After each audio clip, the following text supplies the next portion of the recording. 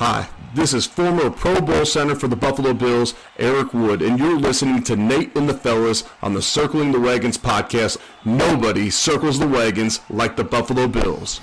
Go Bills. Where else would you rather be than right here, right now? Hey, hey, let's go Buffalo. Hey, hey, let's go Buffalo. The Bills make me wanna shout. Welcome to the Circling the Wagons podcast, a podcast discussing the Bills all year round with interviews, news, recaps, and insightful fan discussion. Most times. Here's your host and lifelong Bills fan, Nate. So that was a crushing defeat of the Buffalo Bills at the hands of the Kansas City Chiefs, losing this one in Orchard Park, 27-24. I'm with my co-host Mike right now. John's about to join us. I don't know. I want to blame Bass for this, and the wide right thing just hurts even more, to be honest. But I mean, the Bills' offense didn't look good in the second half. You know what I mean? Like I guess if you're looking for blame in this game, you know, they scored 17 points in the first half and only 7 points in the second half. They couldn't really get the ball moving on the ground, and then Allen made some poor throws, and Diggs dropped a pass, and then all of a sudden, you know, they got so lucky, Mike, on that fake punt with Damar Hamlin that ended up getting stuffed. And maybe it's because I've only seen highlights, but anytime I've seen a fake punt, it's an amazing play. Only with the Bills is it like stuffed at the line. I've never seen a fake punt get stuffed that badly. And that's when it's like the opponent's 40, right? This is like, oh, there's no way they would ever fake it. Like it's so outside the realm of possibility because where they were in the field. Caught him completely off guard. Not only that, the broadcasters were saying they only had 10 people on the field. We're like, they had 8 blockers to 4. Like, there's no way that they're going to stop. The Chiefs special teamers all of a sudden all become Ray Lewis at the same exact time, stuffing Damar Hamlin behind the line. Oh, that was rough. What did you think? Geez, it just looms large because it was the end of the game and we're prisoners of the moment. But that last drive by the Bills, it felt like, okay, they're going to do it. They're not going to give the ball back to the Chiefs. We're not settling for a field goal. We're just going to dink, dunk, first down. And like that whole drive, it worked. And then when it got to like the 30-yard line or 25, like then Josh started going to the end zone with 2 minutes left. With the Chiefs still had 2 timeouts. And it's just like, just do not go for the long ball there. Just first down, touchdown, game over. Exactly. You're playing for the first down. You're not playing for the touchdown. That was the most frustrating part of the game for me. I thought it was like, this is setting up perfectly. Yeah. They can't. The Chiefs defense couldn't stop the run all game. And in theory, they would have been worn down with 2 minutes left to go in the fourth quarter. And that's when Josh did the 2 passes to the end zone that weren't even close. They were uncatchable almost. And they were good coverage. Like, it wasn't like the guy was open or I don't know. And he had open receivers like Diggs with the crossing route. As soon as that get the play first started, down, keep the clock going. Exactly. That's exactly what you want. It's better than the touchdown. Exactly. To me, it was 4-down territory. Like 4-down territory to get the touchdown. Like to get the touchdown and the game. End the game, 4-down territory, whatever you have to do. Don't settle for the field goal. Figure that you're going to. And then they were just like, well, I don't know. Like you said, Diggs was streaking across the field and Josh couldn't see him. He had his eyes set on Shakir in the end zone. And a miscommunication. Like you never thought Bass would miss that kick, right? You gotta think. Oh, I did. Money. I did. I did. For sure. He was 1 of 3 last week. I'm like, this is not a guarantee at all. 44-yarder, absolutely not guaranteed. He missed a 27-yarder last week, but that was me. I'm not a huge Bass fan this season. I already said that his field goal percentage was... I thought they would get closer. But yeah, me too. And kick that maybe with 10 seconds to go. 5 seconds. Yeah. I'm not... Yeah. Even if he makes that, it's like, well, Mahomes is going to come down and the Chiefs are going to kick a field goal and win it. Like, what does that do for us? No, exactly. That doesn't do anything. It's what was kind of disappointing though too is just the drops. I thought nobody did Allen any favors. Like the Diggs one was huge. The Sherfield drops. It's just A couple of them. yeah. The first one, didn't you think the defender had his arm tied up? Oh yeah, I posted That on could have Twitter. been PI for sure. I posted on Twitter. It wasn't PI, but yeah, no, let's call PI on the guy that gets hit 5 yards off the line of scrimmage, like That 40 was seconds after the play. insane. After the play was done, 4th down, and then all of a sudden, like they're about to go to commercial, and what's this? What's this flying across the screen? Did you? I mean, you were like waiting with bated breath to Yes. see if a flag, right? So was Yes. that, and they're like, I guess there's no flag, and then you see something fly across the screen. Like, what the fuck? Where did that come from? I've never seen a flag come in that late. Like the punter was on the field, probably. It was like 5 Mississippi. Yeah. And then you're like, oh, it had to have been a snowball or something.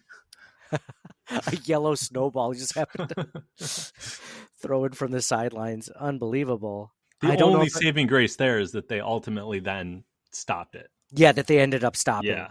Dorian Williams pulled a Kyer Elam from last week and totally redeemed himself with that tackle on Mahomes to force a 4th down in the punt. Mhm. The first punt of the game by the Chiefs. So, yeah, so it was different. It was a tale of two halves. The Bills could run the ball really well in the first half. And then the second half, it felt like they couldn't run the ball at all. And then they also couldn't pass the ball. I mean, Do you Josh feel Allen, like they got tight? Like they were worried about not turning the ball over? I'm going to say something that Bills fans aren't going to like. And I'm going to go right to my wall of shame when describing this, because it kind of has to do with that. And that's Stephon Diggs. Stephon Diggs is on my wall of shame today, which I never thought. I mean, this is just maybe it's. I don't disagree. But I mean, he wasn't reliable at all this game. He dropped passes. He fumbled the ball. Dude, I mean, that was the heart attack at the beginning of the game. They came out so shaky, starting with the Diggs fumble. Yeah, yes, that kind of set the tone. And that's why they had to run the ball like 25 times in a row. It felt like. I mean, they did it. They were able to do it, but Do you blame him more? I wonder if like there's a little bit of a cognitive bias, like because he's so like trying to pump people up in the sideline, so emotional of a player. Then when he screws up that bad or lets us down that bad, you're like, well, you were the problem. I think like on one hand, I like when guys fire him up, but if like you're the one screwing up, it makes you. I don't think that's why I'm upset, but that I do see that point. I mean, he had 3 receptions on 8 targets today, like 21 yards, like not a good sign. Like he has not proven to be like the wide receiver one we needed him to be like the last several weeks. And you're just like, well, he's just, waiting, right? Like it's going to come. It's going to come. The Bills are winning. Who cares? And then when the Bills lose, you're just like, where was Diggs? Where was Diggs? Where was this guy that, I mean, Allen could not have thrown on that long pass, would completely change the game. It could not have been a better placed ball. Yeah, hit him. At first I thought maybe it was pass interference or maybe the guy got his hand in on the ball and swatted it away. He did not. No, it was just the guy who was sure-handed. Supposedly he's fumbling him. He's dropping him. I think you're right, though. That first play, which like that was almost going to be my sweet, sassy, molassy play of the game. Like, Kincaid knocking it out of bounds, right? Like what a heads-up play. Save the Bills' possession. Sure, it got a penalty, but who gives a shit? You're not giving the ball right back to the Chiefs, right? The first possession of the game's over almost. You give Mahomes the ball at the 25-yard line or the 30-yard line after the first play of the game. And we're looking at it. The game could have gone very, very differently. The Chiefs were missing several players on their team during the game. Injuries to Willie Gay, to another one of their secondary. And I'm just like, well, they're going to attack the secondary. Right? Like Josh is going to find some guys to throw the ball to. And he did. And it wasn't all him because, like you said, there were a couple of drops, like 2 or 3 of them. 2 on Sherfield, one of Diggs that I think off the top of my head. But Josh looked good running the ball. He just wasn't making the best decisions with the ball in his hands. I think it was the offense. I mean, the defense, for God's sake, the defense couldn't make a stop in the second half. It felt like, even though they did get that one forced punt, it just felt like Mahomes was doing what he wanted to in the second half compared to the first half. But Pacheco was running the ball well second half. I mean, Bass doing what he's been doing all season. Another reason if I have to put like my wall of shame for the entire season on somebody or something, I'd put it on special teams. Special teams almost cost the Bill. It did cost the Bills a game in the end, but it almost cost it on that fake field goal. Like what? Like the special teams is terrible on this team. It's just awful. I'm okay with them dismissing Matthew Smiley, or no, I don't know who their special teams coach is anymore. I have no idea. Who gives a shit? Should be gone. But Angry Nate makes his bitter Angry Nate makes his first appearance. yeah, I'm bitter and angry over that loss, and I'm kind of, a little bit sad. A little bit sad. I might take next week off. You should. You should take a mental week to like recharge. not just not watch the games. I think. Oh, the AFC Championship game and the NFC Championship game. I mean, who do you root for in that one, right? You got to root Ravens, right? It's a foregone conclusion, right? I guess Lions, like for the whole thing, right? Just because. Yeah. Erie Lake brothers in despair. If it was the Ravens, impotence,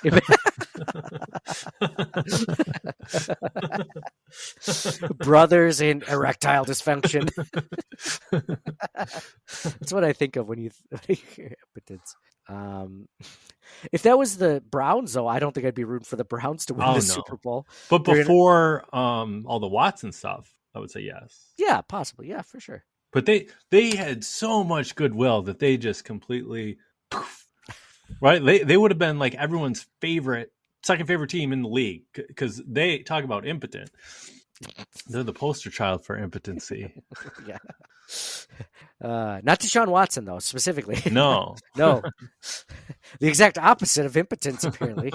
Plenty of potency. Jeez.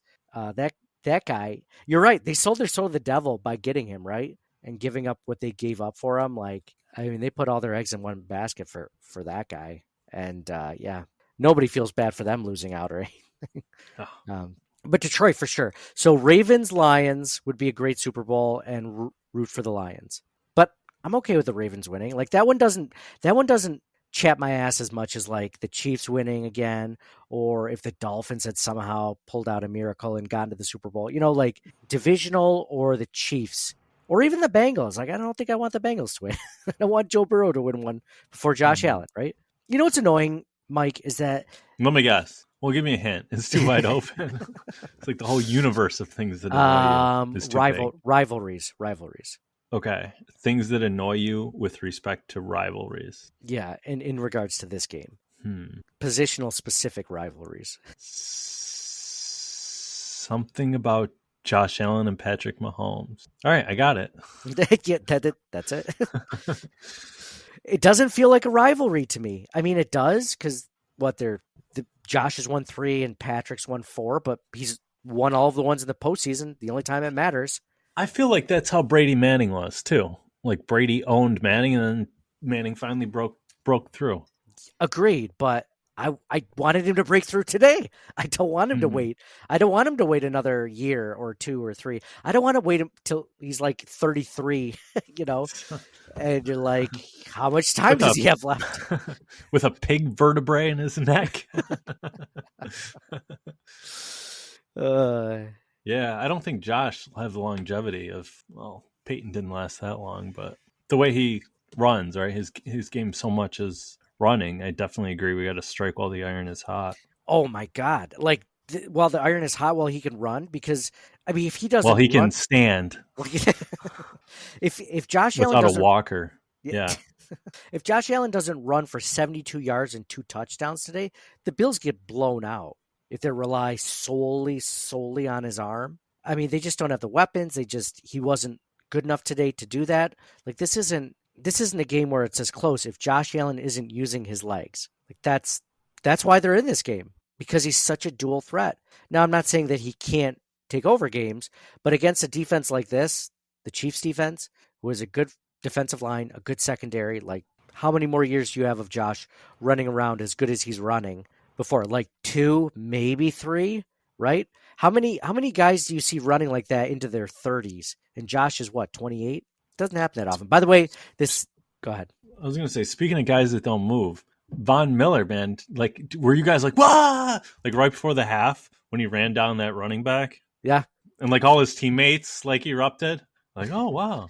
And then he did nothing else. That he did nothing else. You're like, hopefully this is a start of like, oh, well, maybe when we need him the most at the end of the game. It'll a big all be strip worth sack. it. It'll all be worth a big pressure on no pressure at all by the Bills at all on Patrick Mahomes whatsoever. It felt like, like the Bills just could not get to Mahomes. Like how many times did you see like, the Chiefs really get like pressure on Josh Allen and he either sidesteps or he makes a play, rushes out of the pocket or rushes in the middle of the pocket. Mahomes didn't even have to do that today. He just kind of sat back there. It felt like, watch Von. Like, man, Von, he had a good end of the game last week. He made that play at the end of the first half, like you said, like tackle for loss. Ended up being negated for a penalty, but like it was well intentioned. He was there; it would have counted. And then you're like, okay, good, because we could use him today, and nothing. Yeah. No. By the way, real quick, this episode, this is Circling the Wagons, a Buffalo Bills fan podcast. I'm your host, Nate. I'm joined by my co-hosts, John and Mike, and we've been discussing the Buffalo Bills' loss to the Kansas City Chiefs, 27-24 in Orchard Park. Just, heartbreaking loss. We're going over all the factors that went into it, things that if things had changed, things that if they had changed, maybe the outcome would have been a little bit different. This episode is brought to you by the Twin Spires Sportsbook at Delago, at the Delago Resort and Casino in Waterloo, New York. I put several bets in, several, parlays in, things, and I didn't have Josh Allen going 186 yards passing. That wasn't what I thought would happen today. I didn't think that was going to be the issue. So, John, we've been talking a lot about, Tyler Bass, things that cause like, I already put Stephon Diggs on my wall of shame. There were so many good plays. We haven't gotten to Sweet Sassy Molassy plays of the game, but just real quick, where's your head? Where's your head at? How are you doing? Where do you place the blame of this loss? Where do I even start? I think two of the bigger things that stuck out in my mind were a lot of the calls, which I hate to use that. I don't think I've used that too much this year. I used it in the Philly game. But the other thing, like the Bass thing, it's funny because when they missed the 3rd and 9 and went to 4th down, I'm like, well, Bass isn't going to make this. I already knew that he wasn't going to make it. So I was like, let's just go for it. But even if he did make it, the Chiefs are just going to come and score anyway. So I don't think that was like the biggest issue or anything like that. The other thing that stuck out in my mind was anytime that Josh threw it deep, it was always right on the money and it was always dropped. Like Sherfield or Diggs or whoever. And that's happened other times this year too, not just this game. But like those are, you were just talking about 186 yards. Two of those plays right there. I mean, those are huge chunks of yardage. Allen was right on the money and they're just dropped. Yeah, Sherfield dropped 2, Diggs dropped 1. They didn't do him any favors for sure. There was that misfire in the end zone with Khalil Shakir that I thought was a poor pass. And we were mentioning earlier, John, that like on that drive for 3rd and 9, like you said, like even if they get that field goal and it's 27-27, the Chiefs have like a minute 49 left. You don't feel good about it. Yeah. No, not at all. Not at all. Even though, it's to force what do they have to go from the 30 to the 40? So they have to go a matter of 30 yards in a minute and a half when they have like 4th down on their side, right? Because they're probably not going to turn the ball. They're probably not going to punt the ball, right? So, I wish they were playing in that last series for the 1st down as opposed to playing for the touchdown. You know what I mean? Like, and I think that was partly Josh. Feeling like he needed to win the game. He had Shakir there. I think what happened was, I forget the Chiefs player, but he ran the Bills offensive lineman into Allen as he was throwing it. Oh, yeah. And that kind of threw it off. True. I forgot about that. Yep. I get that Diggs was open for the easy pass, but Shakir was also wide open. So why not go for him since he's in the end zone? So that one play, man, if I was a Chiefs podcaster, I'd say that was the Sweet Sassy Molassy player, the Gettysburg of the game or whatever you want to call it. As small and as insignificant as it seemed, maybe it didn't seem insignificant at the moment, but it wasn't the drive-ending play. Him pushing Deion Dawkins back into Josh Allen could have cost the Bills the game on that one specific play. But there's a lot of other plays. Luckily, like a lot of these plays that hurt the Bills and you thought might, really come back to bite them, didn't end up doing that. Like I'm thinking of the James Cook dropped touchdown pass. Like then Khalil Shakir saved him on, the following play to get a first down. And then they run it in for a touchdown, right? Like, and then it was, the fake field or the fake punt where DeMar Hamlin gets stuffed, near the line of scrimmage. And then, Jordan Poyer has an amazing, punch out, right? Like right before McCole Hardman gets to the end zone, that ends up becoming the Bills' ball because it was like the Bills were saved so many times, but they kept making mistakes and mistakes and mistakes, Yeah, let's talk about that fake punt. So before they punted, I wanted them to go for it, obviously. But so Sam Martin punted like twice, right? So obviously, he didn't look like his usual self. He's still hampered by the injury. So why are they still punting at all anyway? Yeah. But I digress. It's they're in the punt formation, and they see that the Chiefs have 10 men on the field, and they have 8 blockers against 6 guys to tackle. So why not give it a shot then? I get that, especially since if Martin punts it for a net of 35, and then they get 2 plays, and they're right back to where they were anyway. So what's the difference? So I don't disagree with the call. I love the aggressiveness of it, right? Like there's nothing that the odds were in their favor, but this special team sucks. The special teams on this team is terrible. That's the problem. It cost them the game at the end of the game with the missed field goal, and this is nothing new. It's Bass, it's the punting game, it's the return game. Like, what was the best play? The Deontay Hardy return against the Dolphins was the only good play I can remember all season from the special teams. Besides, I can't remember what game it is where Sam Martin had like really 6 punts inside the 20, right? Like that was a good game punting wise, right? Like good, okay. No, good. yeah, I agree. In general, the coverage units haven't been that good either. So no, the coverage units have been garbage, especially for a team not only that. I mean, the Bills put a lot of money, it feels like, and draft picks into special teamers to get what it feels like a very bad return on investment. We're like, oh, why'd you draft that guy in the 5th round? Like that seemed like there were some wide receivers. Oh, well, we figured he could be a good special teamer, maybe in the future contribute. It's like, well, okay, so you're drafting guys for special teams now. So, okay, that's fine. As long as their special teams is good, I guess. Wall of shame. Let's start with the wall of shame in the loss. I gave it to Diggs. Mike, are you still with that one, or would you give it to McDermott or anyone else? Sherfield even? I mean, Sherfield, I feel like... I'd go Diggs. He's a wide receiver 1. We needed him to make plays, and he didn't. John, what about you? it's both. I mean, they can't. They don't have any receivers that can catch the long ball. Maybe Davis would have been the factor of this game. Maybe that would have done it. Do you think when Trent Sherfield kept getting trotted on the field, in my mind, I was thinking, why isn't Dalton Kincaid on every snap then? Because he should be getting more snaps than Sherfield. Like, I mean, I get that you can run different plays with Sherfield as opposed to Kincaid, but I don't think any of us would think that if you're relying on someone to catch the ball consistently, whether it's deep, short, middle of the field, who would you rather have in on those plays? I feel like it should be Dalton Kincaid all day, every day, right? Like, why would Sherfield be getting that many? I don't know. There was at least one third down play where I noticed that Kincaid, trotted off the field for the other personnel back. Like, what are you guys doing?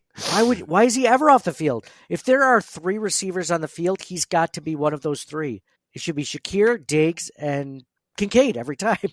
And then if you bring in Knox, okay, that's fine, Knox. I trust Knox at this point over Sherfield, even though Sherfield did have that amazing touchdown catch against the Steelers last week. So I'll put in special teams as a that's how bad Matt Hawk is, by the way.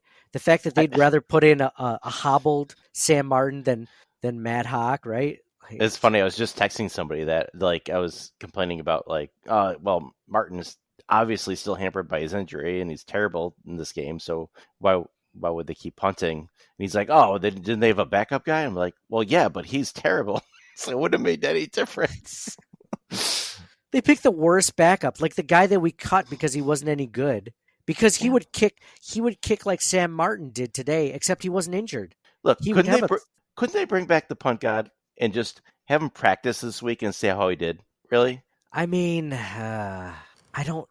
He has experience holding for the Bills, a little bit of familiarity. At least give him a shot. I mean, I don't hate the idea, but I'm not saying that's why the Bills lost is punting, but like as an aside, why not?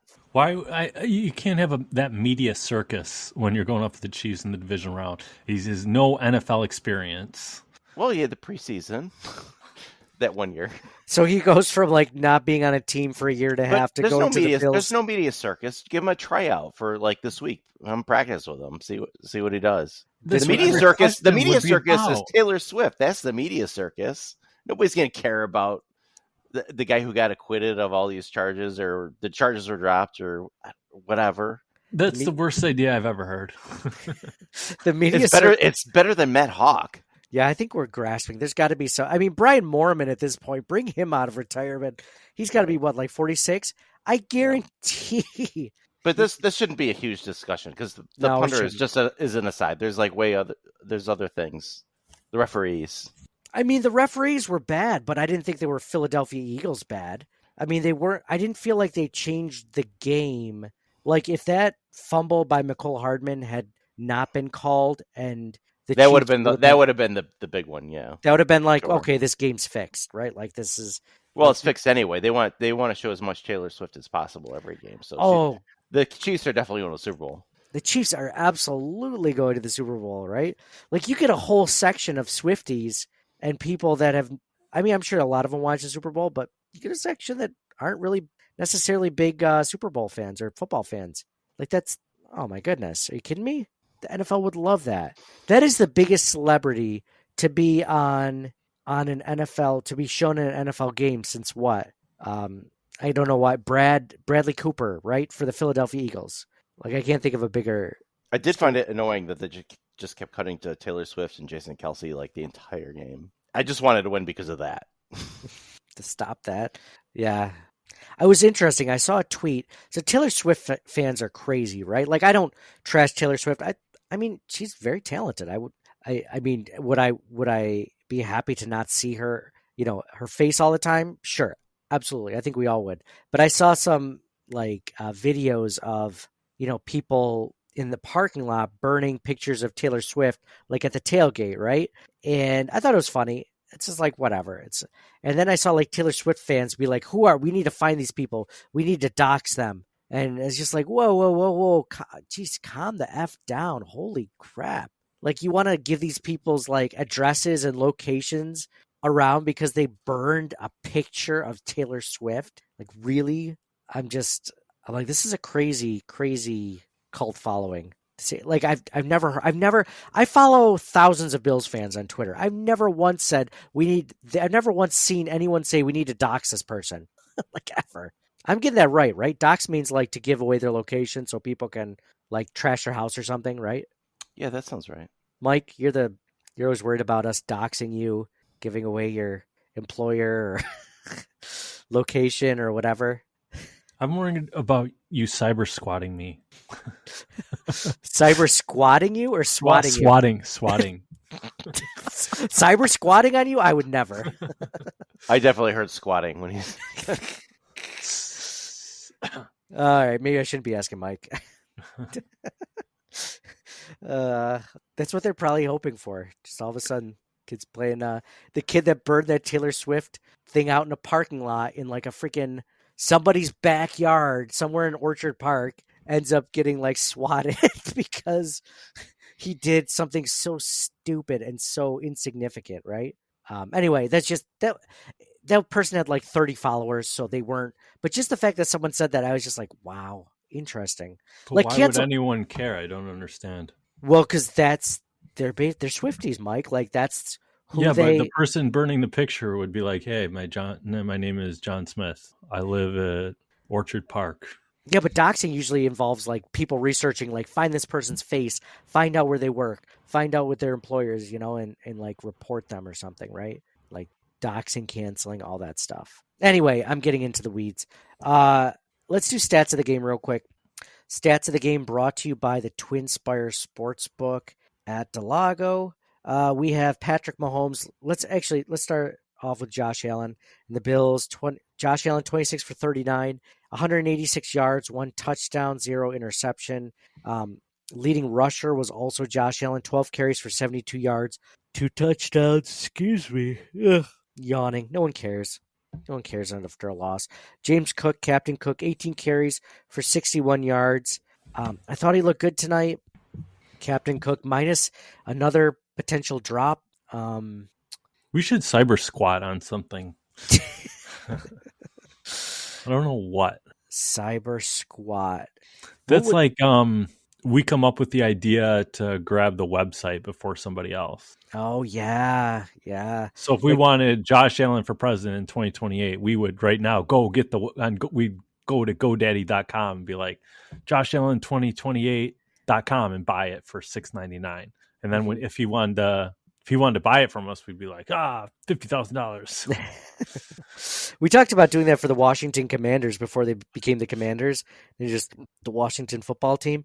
Like, let's take all those Twitter accounts. Let's take all those, social media accounts and just sit on them. And then we'll, Do you think they're going to rebrand again? They want to distance themselves from Dan Snyder. They might just change the name again. Yeah, true. All right, we'll talk about that in the offseason. That'll be offseason. Cyber squatting, Mike, when you first saw it, that's a better explanation than what I was going to come up with for cyber squatting. I was thinking like in the metaverse, like you go into somebody's like virtual reality house, and then when they're not there, they're like, because they're at work and they can't be like in the metaverse, like you just go in there and you just like take over their house. And you're just like, well, I'm squatting, right? Like cyber squatting. This is my place now. Like you don't own it. Like I have squatting rights. Like, can't kick me out. I thought you were gonna say like when you kill somebody in an online game and then you go over to their dead body and like squat on their face. I've never done that. Could you even do that? I didn't even know. Squat on their face. Squatting would make no down, sense, right? Like in Call of Duty or Fortnite. It's squatting down for what purpose, though? Like, why would I squat over them? Unless I was looking to take a dump on them. Like, why would I? I like the metaverse. Isn't it called? Isn't it called what, Mike? Isn't it called like teabagging? I was just going to say the same thing. Oh, yeah. Was I teabag? Okay, yes. Okay, all right. I see what you're saying. Cyber squatting. Dude, that guy cyber squatted me all over the other day in the metaverse. It was insane. I couldn't get out of it. I called the cops. Didn't do anything. Good. It feels good to laugh. Feels good to laugh after that shitty game. So you think there's actual houses in the metaverse and people can take them over? I don't know. Is there housing? I thought isn't there like real estate and people were buying houses for thousands or hundreds of thousands of dollars or Damn. what? Are they just buying real estate in the metaverse? You know so much more about this than me. Could I buy the Bills Stadium in the metaverse? I'd have to build it and then create it? Because the Bills are going to be playing, if the metaverse actually happens, then they're going to be playing virtual reality games, right? Like, so it's going to look like those Toy Story games on Disney Plus, except like, I'll own the stadium they'll be playing in. So that's cyber squatting, and then cyber swatting is when you call the police on someone. Like if we were to call the police on John.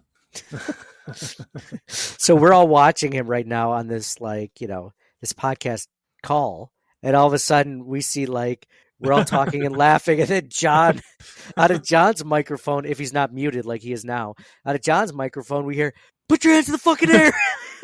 Get on the ground. Get on the fucking ground. Get on the ground. And John's just like, what the? Yeah, I'm sure my kids won't wake up and be traumatized by that. No. Well, we're not saying we should do it, but they're saying it wouldn't be worth it. Because I think the penalty for cyber swatting is what? It's jail, right? I don't know if that's an actual federal law, but. Well, we do it anonymously. 40 to life. You're not going to call up and be like, hello, this is Nate. They can trace the call. This is Mike. How do kids that call what do they say? Because this was even the kids that do the cyber swatting, this isn't their first time doing it, because the first time you'd fumble over it so many times, oh, I need a SWAT team. And they're like, I feel like you'd type up a script, wouldn't you? You would have to do it several times to get good at it, right? The first time you call, it'd be like, we need a SWAT team at this number, and they'd be like, what's your emergency? I'm being held. You'd sound like such an idiot, and you're a child doing it. people would be less likely to believe you because or maybe they'd feel even more likely to believe because you're a child. So they'd be like, well, we don't want to be the ones that like, nah, this isn't real. It's a child being held captive. This one's probably not that big of a deal. Remember when you could order a pizza and it'd be delivered in 30 minutes or less? Or your money back? You can't do that anymore? Those were the days. Now it's like an hour and they fuck it up still. It's an hour. It's $50 for one pizza. And it's a lot more expensive. A lot more expensive.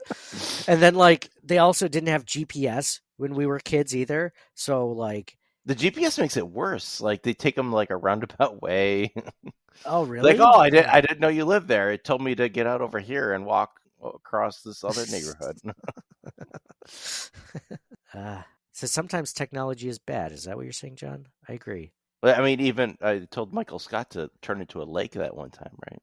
Yes, it did. Yeah. He just followed it blindly. All right, well, it's just...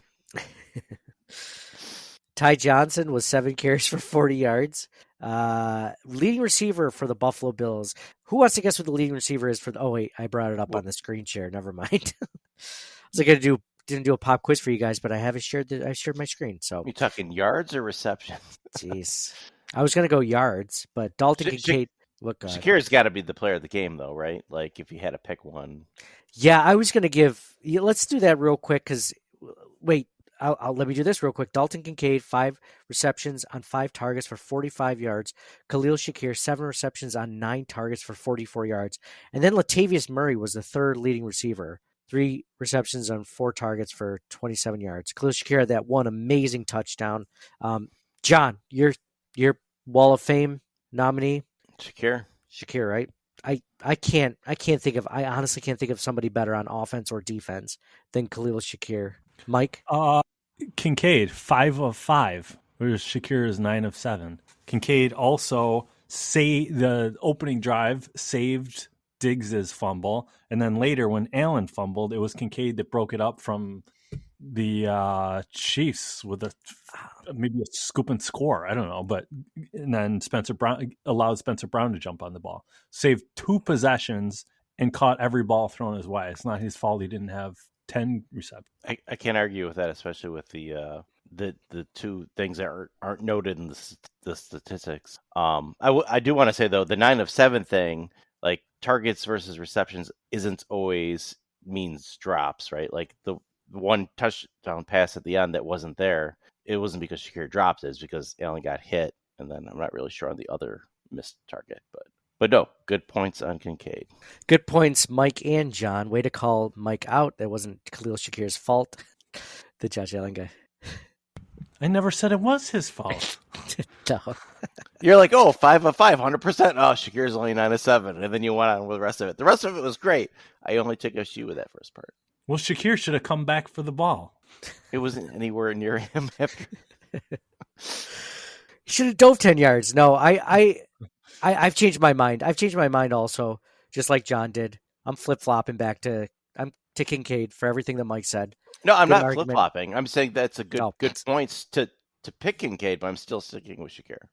If Shakir didn't have like 2 amazing catches, one to bail out James Cook's drop, and then the other one to bail out Josh Allen's delay of game. Remember, it was like 3rd and goal, and then he gets or it was 3rd and something. He had other great like 3rd down, 1st down plays during the game too, especially even on the last drive. Like they're both great. I don't want to argue against Kincaid, but I'm sticking with Shakir. 1A, 1B. How's that? 1A, 1B. Nobody on defense. I can't really think of anyone that deserved on defense. Can we also say, like, just in general, for this season, this postseason, one of the biggest wall of shame, now I gave it to the special teams, along with, like, for this postseason and for the season, I'd probably give the wall of shame to the special teams. But I think Josh Allen should have thrown the ball more to Dalton Kincaid. I think that would have been a huge key to this game. I think they would have done a lot better. It's just a shame that they injuries. That's what I was going to say. Sorry, I lost my train of thought and I just came up with something different. But injuries, I would say injuries is my wall of shame for this season. Just injury after injury. Rasul Douglas didn't look 100%. Tyrell Dodson wasn't 100%. We lost Terrell Bernard. Like, Bill's just injury after injury of important players. We mentioned Gabe Davis. Like, Gabe Davis would have been nice to have during this game. Not that we don't like Khalil Shakir, but just he's the chief killer, right? Like he had 4 touchdowns a few years ago. Would have kept Trent Sherfield off the field. Absolutely. I had a bad feeling coming into this game just because they're at the point in the season in the playoffs where they're playing these terrific teams, and at some point those injuries are going to catch up with you, and they suffered more during the Pittsburgh game that they already had. Imagine like Trey White and Milano being healthy all year, not to mention all these other guys that got hurt. It's just really unfortunate. Yeah, absolutely. The injuries were... I mean, yeah, but 100% with linebackers, cornerbacks, but Chiefs dealt with some injuries, right? It seemed like their whole game plan was going to be focused on Gay spying Allen, and that went out the window after the first series. And just it just seems like with how much the present day quarterback accounts for your offense, like if Allen's in there, it's got to be like one of our few opportunities to win the whole thing. Right, like with Cincinnati and Burrow going down. Burrow goes down, like their season's over. I don't know. What do you think of that? I mean, yeah, I agree. Bill's always in it with Josh Allen at the helms. I mean, you saw how important Patrick Mahomes is. Isaiah Pacheco had a good game, but I mean, the Bills live and die with Allen, right? Like he has a great game. The Bills have a great game. He has a really good game. Like tonight, I think he had a good game. I wouldn't say it was, I guess I shouldn't say really, really good. It was a good game. I thought he did everything he could to win the game for the Bills, but in some key moments, the fumble, like you mentioned, some of the passes, some of the 3 and outs, a couple of them, it was just like, man, like, of course, some of them was the second half adjustments by the Chiefs, Steve Spagnuolo and the Chiefs defense being able to stop the Bills run. You know, the Josh Allen, I remember on one possession, they tried to run the ball, and it was a 4-yard loss for James Cook. Now, all of a sudden, you're starting at 2nd and 14. Look, that's a big deal. And Josh wasn't able to overcome all those. And he would try to run. There were a couple of hits on Allen, I will say, that should have been flagged. And that's not me being soft. It's like they hit him after they... And it wasn't like they let up after they knew he was sliding. They still hit him. And it's like, whatever. I don't think officiating was the main reason the Bills lost today, or even like a huge factor. I wasn't happy with it, but it could have been so much worse, in my opinion. But like it, especially at the end of this season, like the last 7 games, if you said, hey, the Bills will be in the playoffs in the divisional round, 2 minutes to go, 1st and 10 from the, 30, you would have taken it all day. Like if they score a touchdown, they'll win the game, as long as it's not a strike immediately and then you give the ball back to Mahomes. But like that whole last drive, they were doing everything perfectly, and then they just went for it all for some insane reason. It was like there for the taking. That's what's tough to swallow, I guess. Yeah, I think you put it perfectly, Mike. I think that when it comes down to that, I mean, Bass's missed field goal aside, which none of us expected, like you said, with that much time left for Patrick Mahomes, everything was going well to the 2-minute warning, and then keep the clock moving, right? Clock moving. Exactly. Keep the clock moving. Throw if it's, 1st and 10, throw a few 5 or 6 yard passes, right? Like just keep the clock moving, keep moving the chains. You have 2 timeouts. You have plenty of time. Like the moment was too big for him. Yeah. Do you put that on Allen though, or is it Joe Brady? I mean, it felt like it was Allen. It felt like Allen was going for it all. Great calls, like Diggs with the crossing route underneath. That was perfect. He had Shakir wide open in the end zone for a touchdown, and when he let go of the ball, he got pushed into. It's not his fault. It was a good defensive play. He pushes our offensive lineman into Josh Allen. He should have thrown it a half a second earlier to Diggs, who was streaking across right in front of him, though, instead of waiting for another 40 seconds off the clock to not give it back to him. I feel if the Bills scored with 2 minutes left, even on that pass into the end zone, like I don't disagree with you. Like I guess I would take the guaranteed touchdown, but Mahomes is going to come back and score. Like we've seen it time and time and time again. The Bills had to have the last possession, and they had to go ahead. A wide open Travis Kelce. I'm taking the touchdown. But it didn't happen. I agree with you. If they score, like if you can see it's not. But that's not like I'm not like saying like, oh, Josh Allen was too big. The moment was too big for him because of that pass. Like that doesn't even make sense. Well, I think the moment was just he was trying to go for it all when I'll tell you what. I'll give you one when he fumbled the ball on that one running play on 3rd down, where there was a scuffle for the ball, and the Bills ended up with it. That moment might have been too big for him, where we're starting to play hero ball a little bit. I'll give you that, but I'm not going to give you that pass to Shakir. Well, there's a pass in the corner of the end zone right before that or right after that. That was a terrible pass. The guy wasn't open, and Yeah, Mahomes had tons of terrible passes. Same thing. You can't discredit Allen and praise Mahomes for everything else when he also had bad passes on other drives earlier in the game. He always ends up winning, so I think it is a criticism. It's a team sport. Allen and Mahomes were two of the best players in the field today, right? And then who's next best? Kelsey? I think Mike's just saying that, not that Josh Allen didn't have a good game overall, but just I don't think Josh Allen has enough help. And you could be right with that too. Both offense and defense, but I'm not going to blame the defense because they got Band-Aids and duct tape all over them. I mean, to hold the that's funny. What I did not want to. You got AJ Klein going out. Who are you going to put in? Medikavich? I didn't want to give the ball back to the Chiefs with the chance to win the game. I really liked how the Bills were up that was going to until happen no matter what. It was going to be back and forth. No, it wasn't. The Bills could have ended the game with that last drive if they played it smarter. That's a really hard thing to do, to let the time run out and score a touchdown all at the same time. No, they just need to get another first down. They need to get another first down. You got to throw the crossing route to Diggs and then get him to the first down marker. Go down, and then run it. Oh, wait, don't get a touchdown yet, because then the Chiefs are start calling timeouts. And then it's going to come to 4th and 1. You get, I don't know. That's way too difficult. Just score a touchdown. It's how they did that entire drive. If it's me, I'm not giving the ball back to the. At the very worst, it's Bass to tie the game as the clock expires. Yeah, I mean, the Bills have done this before. This team, more than any other team, knows what the Chiefs can do with limited amount of time. That would have been the way for the NFL to script it even better than they already did. Have it go into overtime, because the whatever happened 3 years ago, they changed the rule, and now have it work against the Bills this time, and then lose in overtime because Mahomes gets the chance after Allen wins the toss. That would have been even better for the NFL. I don't know why they didn't script it that way. Yeah, geez, I'm trying to think. Now you got me thinking about what would have been a better script than that. Is there even one? I mean, they just wanted the Chiefs to win, but that would have been even better for the NFL to be like, oh, they had the rule changed because of this, but the Chiefs won anyway. It would have been perfect for them. I keep thinking about that meme, that Scarface meme, where it's just a montage picture of Scarface and that other guy on the phone, and there's just printing money in the background. That's what I think of, Roger Goodell seeing all the Swifties watching the AFC Championship game with the Chiefs and the Ravens, dun dun dun dun dun dun dun dun dun. Just printing money, man. Just printing money. Yeah, I can't think of a better script than that, John. Isaiah Pacheco, leading rusher for the Chiefs, 15 carries, 97 yards, 1 touchdown. Pacheco had a great game.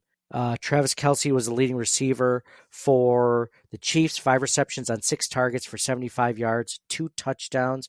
Marquez Valdez-Scantling, 2 receptions on 4 targets for 62 yards. Dude, the guy that can't catch a ball had that one amazing grab over his shoulder, one-handed, against the Buffalo Bills. And it's just Taron Johnson had almost perfect coverage on Marquez Valdez-Scantling, and it didn't matter. It was the perfect ball and catch, and it's just what the Bills weren't able to do all game. It felt just a long pass like that. They just couldn't seem to get one. If there's anything that this season too, mentioning wall of shame, it's got to be Allen's long ball, and it's not necessarily Allen's problem throwing an accurate long ball necessarily. It's got to do with the players not being good enough to catch the freaking things. It's the Bills need to upgrade their wide receiver core again this offseason. They made good steps in that direction, but they need to take another leap in that direction, in my opinion. I agree. I mean, we're going to talk about on this podcast in the future weeks. Maybe we take a week off or something. I don't know. This has been a long season. This has been a long, free agency, draft, what do we do? OTAs, mini camp, training camp, preseason, regular season for us. We might take a week off. We'll see. But we're going to talk about Bills' needs.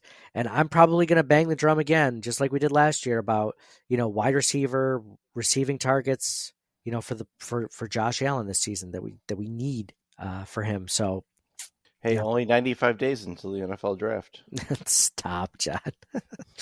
How many days until the regular season starts? I don't know. Yeah. More than that. Free agency is less than that, though. So, but they're not going to be able to get anybody in free agency because they're going to be a little, I don't know about their salary cap right now. It doesn't look good. Not great. Not ideal.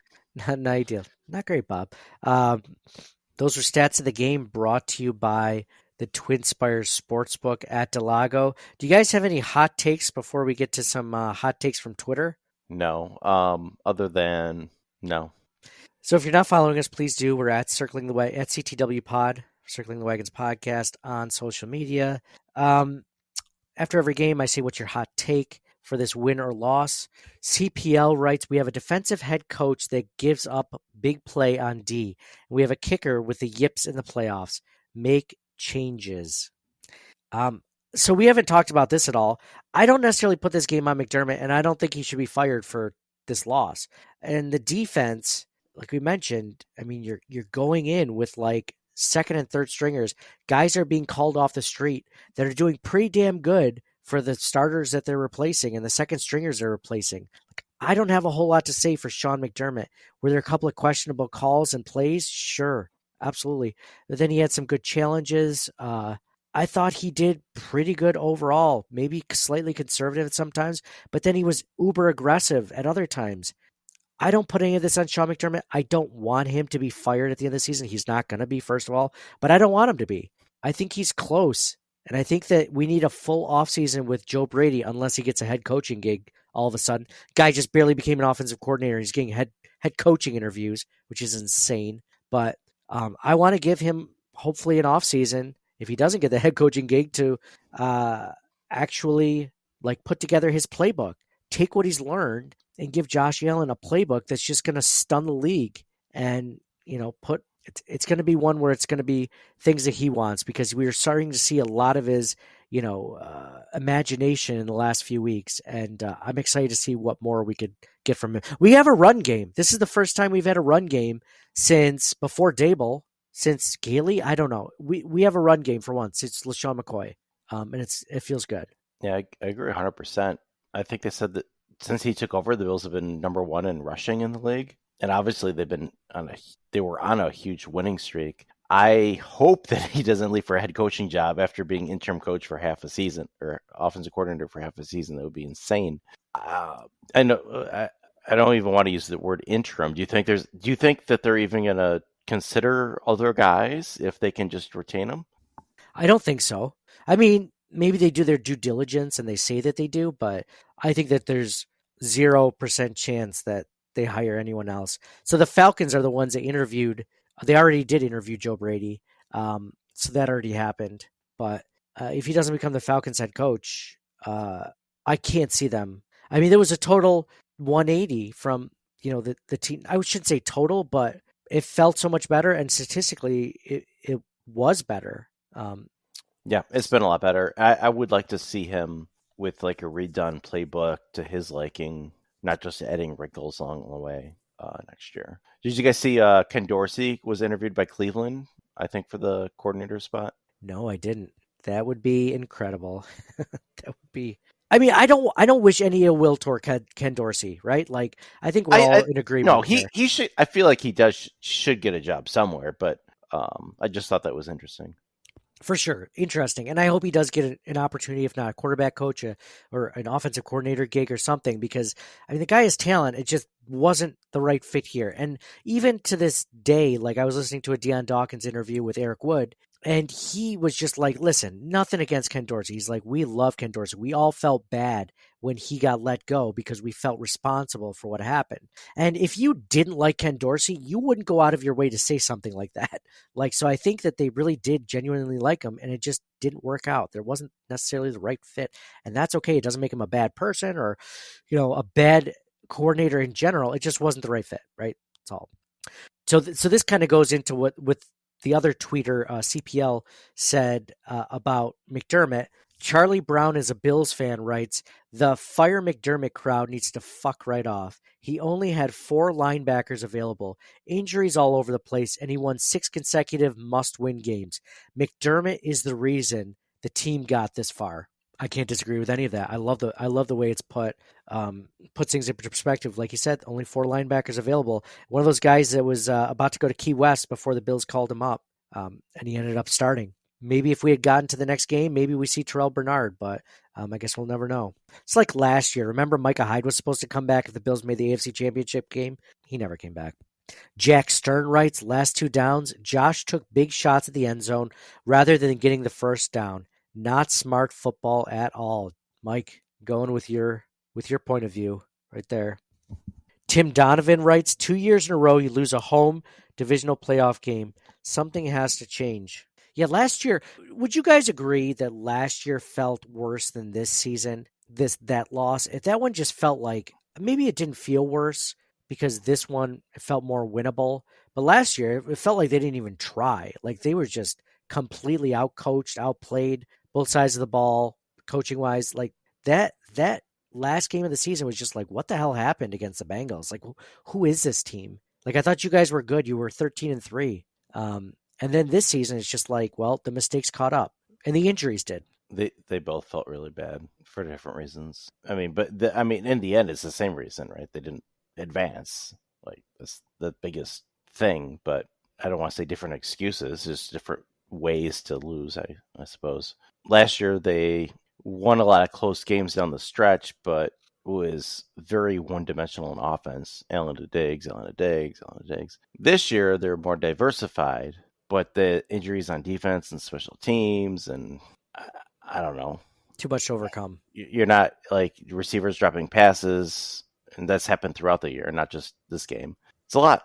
So different reasons, same result, same pain. So I think I'll feel bad depending. I'm going to say my answer is depending on how next week goes. It depends on how bad I'll feel, because if the Chiefs somehow beat the Ravens in the AFC Championship game, I didn't necessarily see the Bills beating the Ravens. I think it would have been a good game, and I really wanted to see how well the Bills would stack up against the Ravens. But with the injuries and everything else going on, I don't necessarily think they would have won. But if the Chiefs end up pulling it out and the Bills were this close to beating the Chiefs, how will you not have that thought going into the Super Bowl that if the Chiefs make it, you'll be like, this should have been the Bills in there, right? Like that. I think that'll make this loss hurt that much more, in my opinion, the way I'll see it. Well, plus if they pulled it out, like maybe Bernard could have played next week, and I don't know where Davis was. I mean, you never know. Taylor Rapp, I don't know. Benford, like those guys are all out. Any of those guys would have been helpful. Yeah. Tonight, even. We lost so many. And Douglas looked hobbled today. Like, yeah, he looked out slow. There. Yeah, he was not 100%. So not only were they missing a lot of starters, some of their starters that were in there were banged up, like to the point where maybe they wouldn't have played if they didn't have to. Andrew Freeman says, for the record, this is what I've said about McDermott. I think he's an above average to good coach, but his defense has now gotten out-coached in the playoffs 4 straight years. Something has got to change there.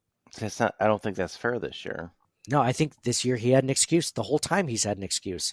I think the whole time he's done, John, I feel like you've been saying this as much as me, if not more. Like the fact that the defense has been playing as well as it has, considering all the injuries, like he almost deserves to be coach of the year, considering all those things, as opposed to people are like, he's got to be fired. I like he's putting together a makeshift crew. Yeah. And that was one of my fears coming into this game was they had those couple more injuries in the Pittsburgh game that may have broke the camel's back. And I think it kind of did a little bit. Yeah. Yeah, definitely. You can only do so much. You're calling guys out from like going on vacation who's just not on the team anymore, and like, oh, you want to play for us? You've been working out this whole time, right? Like, I hope you know the playbook. You've been on our team before. Come on back. Could you imagine that about to be like just people like us just being on vacation and all of a sudden getting called back in or something, or thinking you're retired? You know, like you're in your 30s, you're retired. Or at least like for now you are, and then all of a sudden you get a call when you're loading up the vehicle, like about to go somewhere warm. Someone's like, "Hey, why don't you come back to work for a few weeks?" Oh, okay. You might need to do some shoveling first, but yeah, you might need to. Yeah, don't worry. There's $20 an hour. $20 an hour. Feed the Pit at Saxa Dave says injuries were too much to overcome. Played right into Kansas City's strengths. The one unit that was healthy, the D line, didn't step up. When the defense finally got some stops, the offense stalled. I wouldn't shed a tear if Bass didn't make the roster next year. What's going on there? Now, I love that Dave brought up several different points.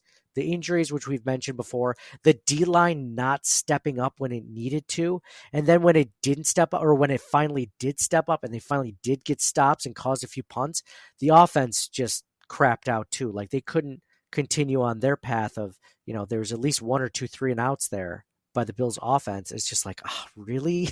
Like, really? I think one might have even happened after the Bills got the ball back when McCole Hardman fumbled the ball into the end zone. The Bills got the ball at the 20 or something, right?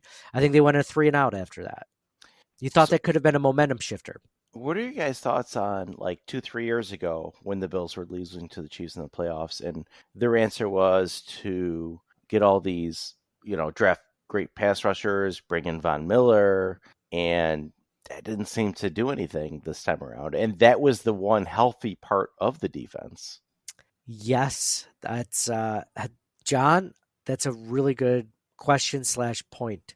Is that the whole reason they drafted 2 defensive ends in the first and second round, and they brought in Von Miller, and they did all these things, was for this specific game and opponent. And the Chiefs don't have really good tackles. Like, you could argue that that's one of their weak spots on the offensive line. And did Von Miller or Greg Rousseau or A.J. Epinesa or Leonard Floyd make an impact today? I mean, even if you gave Miller a pass, because it took Trey White extra time to fully come back from his injury. It was I was still sick that he got injured again once he was 100% back. But those other guys who had done well earlier in the year, where were they? Yeah, when they needed them the most. Yeah. So I think Dave brings up some good points. John, you brought up an excellent point. The team was supposed to be built for this game specifically. It almost felt like they were so myopic on the Chiefs, and you're like, you play a lot of other teams in your division that you have to be really good against also. It's not just the Chiefs that you have to play against, right? Like, you might get to the postseason and never play the Chiefs like last season, and that's what you're built to beat. And except they're not built to beat them. Bill Lasso said Chiefs needed all the help they could from injuries. Sean Hockley and the weather still stinks of wrongdoing. What wrongdoing, you ask? Everything. Bills superfan Don Burt writes, Tyler Bass missed the kick. That's the story. He sucked all year, and it came down to him. He blew it. I just put a poll on Twitter randomly, this past week. I said, this all comes down to Tyler Bass. How confident are you that he's going to be able to do it? So I had very confident, okay, and not confident at all. And guess what do you think won that one, if you had to guess? Probably middle of the road one. Let's see. Middle of the road. Okay. 50% middle of the road, something like that. So yeah, it was 45% said okay. They felt okay about it. 25%, 26% said great, and 28% said not confident. So when he lined up for the 44-yarder, I told my wife, I don't think he's gonna make it. How could you have watched him kick this season and not thought I don't think he's going to make it? He was 1 for 3. I was just telling Mike this before he got on, John. He was 1 for 3 last week. What gave you confidence that this was the week where he was going to I wasn't confident in Bass. I wasn't confident in Martin. I wasn't confident anything on special teams. And because of defensive injuries, I wasn't super confident on the defense. I figured that offense was going to have to score touchdowns on every drive to win, which turns out they didn't need to, but they still needed to do a little bit more than that. Yep. And it can't all be on Josh Allen. It's other guys got to do more. Shakir did, Kincaid did, but it's offensive line this season, I thought, was really improved since the last few years, but still not enough. They need a true number 2 receiver. I do think that Brady having, starting from scratch for a year with a new playbook, you can't change everything halfway through the year. I think he did. He was able to throw in a lot of good wrinkles and make some changes, but he can't change the whole thing halfway through the year. Dude, I agree with everything you said. I actually disagree in a similar way, but it makes your point, it drives your point even more home, is that the Bills need a wide receiver 2, but they might need a wide receiver 1. Now, I don't believe that guys can regress in the middle of the season. I don't know if Stephon Diggs was dealing with an injury or whatnot, but the importance of getting that number one receiver, or at least a guy that can be a number two receiver, is that much more important because we don't know if this is Diggs's like entry into being 30 in that club and maybe being on the downside of his career. Like that has to cross their minds, and they have to go into this offseason with urgency, not only to get him more weapons, but that like this might be the case.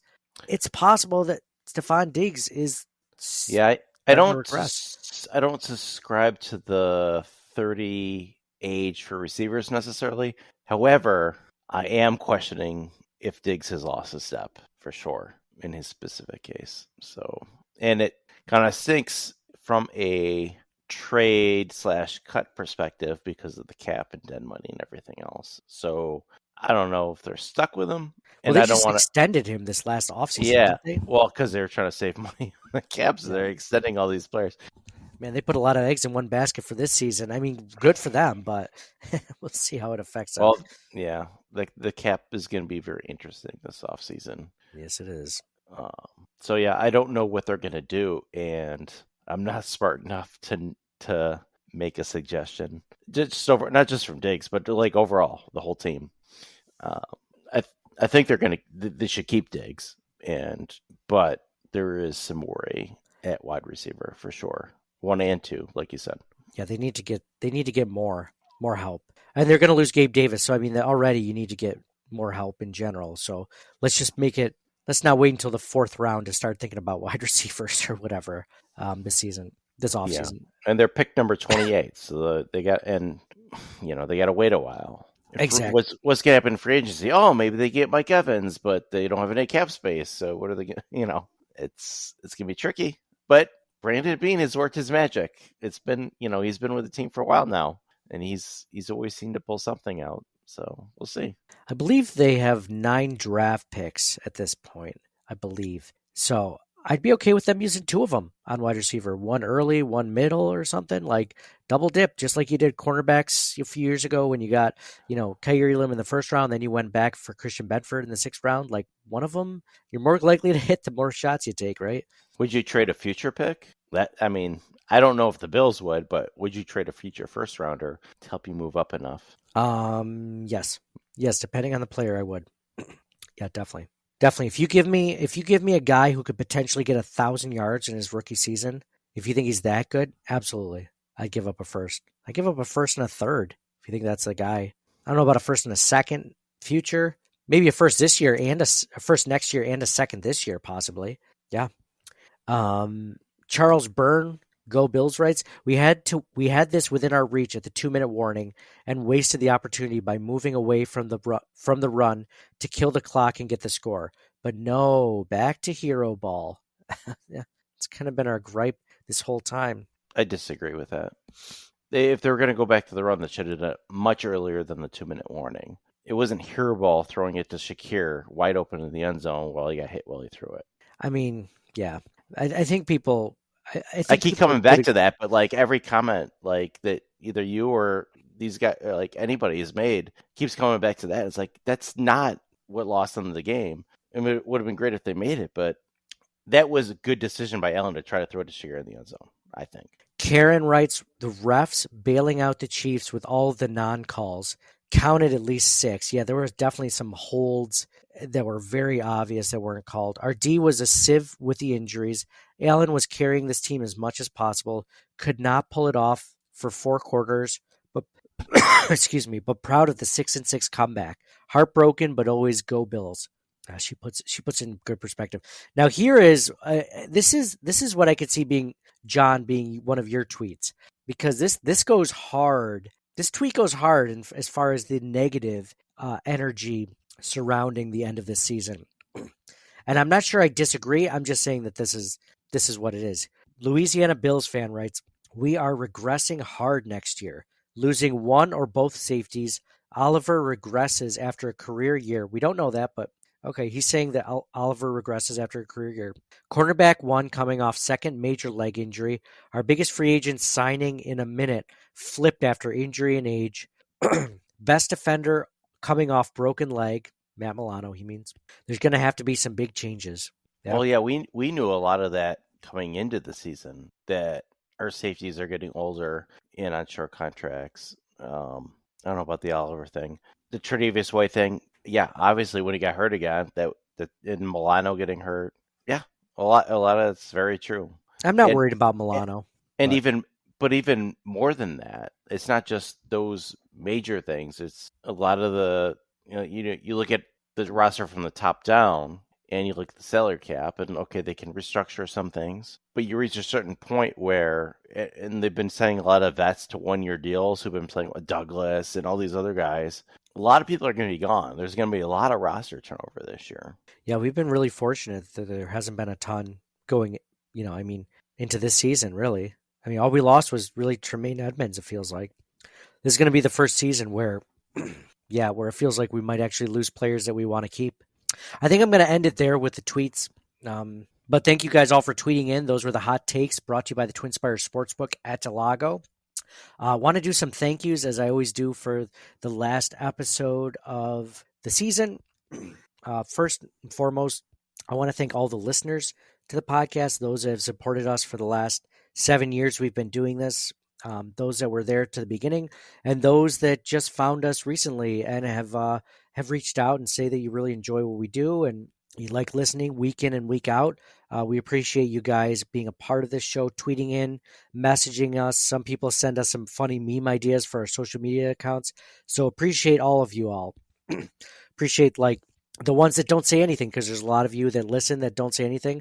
But then there are some fans like Ryan and Chelsea in Hawaii that send us a package every year, which is really cool. Got to give a shout out to them because I forgot to do that before Christmas is when they send something. So really cool. I definitely don't expect anyone to send us stuff, but certainly appreciate the kind gestures and not only that, but everything you guys have all done for us to get us to the point we are. I want to thank our sponsor, the Twin Spires Sportsbook at Delago, at the Delago Resort and Casino. Their sponsors have been with us for about 3 years now, and they're a great sponsor. It is an excellent venue. If you haven't checked it out, I'm already trying to set up a dinner with my wife and John and Mike and their significant others, and maybe we can set one up where if we do it enough in advance, we can meet some of you all if you are in the area, if you're in the central New York, western New York, or whatever area you guys want. Maybe we could all get in on some sort of parlay. We make a couple of bets there at the Twin Spires Sportsbook and do something fun. So really cool sponsor. They've been supportive for us for several years and help us do everything that we do here on the podcast. Want to thank Mike and John, our co-hosts to this podcast, that have been with us since the beginning, have been with me since the beginning, since I came up with an idea randomly and asked them to come over one day we sat down on my patio in the summertime, 2017, I believe it was. I was like, hey, there's not a lot of Bills podcasts out there. I think we could do it.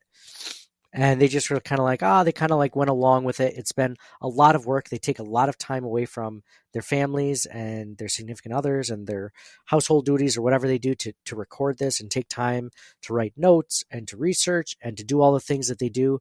So thank you guys, Mike and John, for not only being my best friends, but also for doing this with us.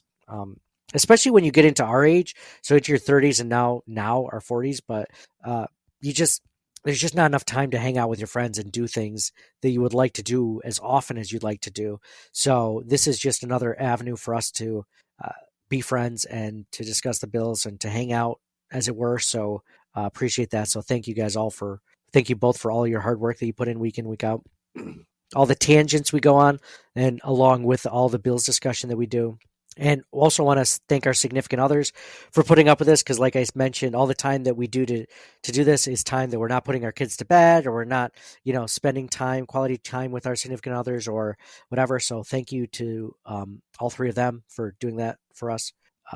It is time out of their day that they step up for us each week in and week out throughout the entire year, and we appreciate the hell out of them. And yeah, I think, am I missing something? Guys, I feel like I caught everything. Listeners, sponsors, families, you guys, I think I got everything. Had to do. Unfortunately, I'm hoping I I hope in the future, and it's so new because the pain is so fresh because we just lost, but I'm really hoping that we'll eventually do one of these thank yous in the middle of February after we're talking about a Super Bowl win as opposed to like a playoff loss, because, these always suck, but it has to be done. I appreciate everything you guys all do, all the listeners and everything that's been with us, that leave us reviews on Apple Podcasts, that, that are part of the show, become a part of the show, and yeah, for sticking with us. So anything else you guys want to add before I end this episode? Any final thoughts on the season or anything in general, Mike or John? Maybe I'll save it for another time. All those positive thoughts, I don't want to bring something negative into it. Leave on a good note and be like, well, actually, here's the reason why we should all be discouraged and upset. No, yeah, I'll save that one. You were talking before about on your patio, doing it for the first time. I remember you had been talking about it for a while, doing a Bills podcast, and I was like, yeah, that'd be cool, whatever. Yeah, I know. We talk about the Bills anyway, whatever. And then the one day I show up and you have like the microphones out and everything. Like, oh, jeez, this is actually gonna happen. All right, let's placate Nate. And now, how many years later, we're still doing it? Let's placate Nate. All right, like I'm a child. Like it's just like, okay, yeah, we're gonna go to the zoo. Okay, sure. And then when the day comes, you're like, oh shit, I actually said we were gonna go to the zoo. Today's the day. All right, let's go. Let's go, Nate. Let's go to the zoo.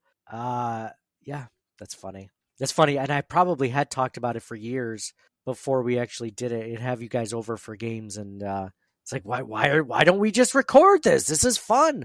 This is interesting. This is fun, and nobody else is doing it. Yeah, then I had the microphone set up. Yeah, so that was for anyone that hadn't been following us for the first season. We all stood around, like we all got together before we had software that we could remotely record. We all sat around a microphone and recorded everything, like preview, recap podcasts. We did that all the first season.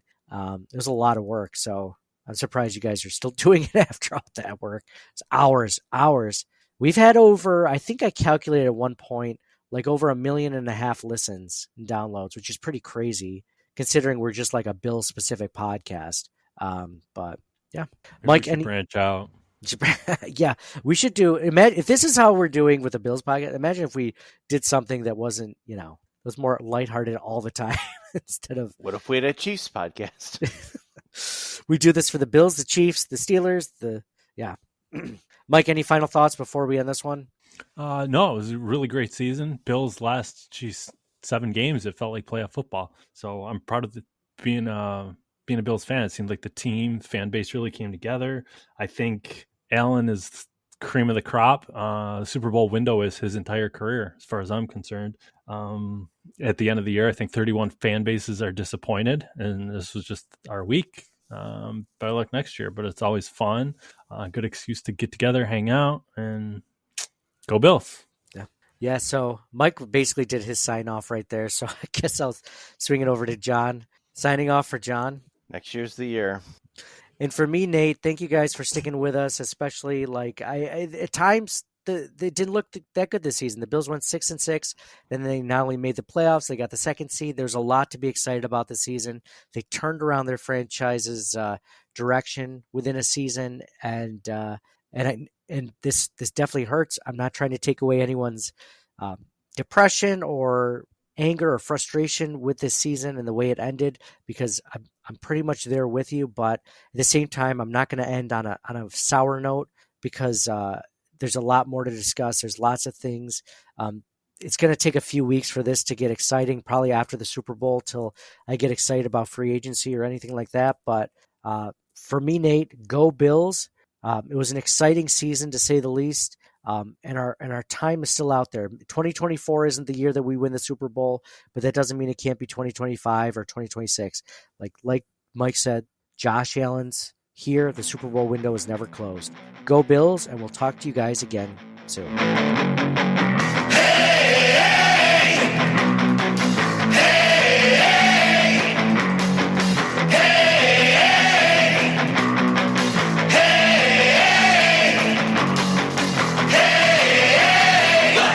Buffalo! Buffalo! Hey, let's go Buffalo! Hey, let's go Buffalo! Find us out in the parking lot. We got the tailgate down in our favorite spot. We're all fired up and our friends are here. We got some damn good food and a ton of beer. It's finally Sunday. We can't wait for the Bills to play. So kick it off, 12 man. Let's hear you scream. Let's hear you scream.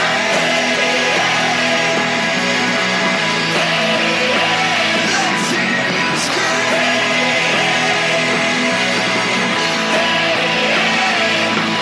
It's finally Sunday. We can't wait for the Bills to play. So kick it off, 12 man. Let's hear you scream. Thank you for listening to the Circling the Wagons podcast. Download and subscribe to us in your favorite podcast service. Email us at ctwpod@gmail.com. That's Charlie Tango Whiskey Pod @gmail.com. Follow us on Facebook and Twitter at CTWPod. And most importantly, go Bills! Nobody circles the wagons like the Buffalo Bills. Nobody circles the wagons like the Buffalo Bills, Nate. Well, listen, the whole show is called Circling the Wagons. Say no more. I love it.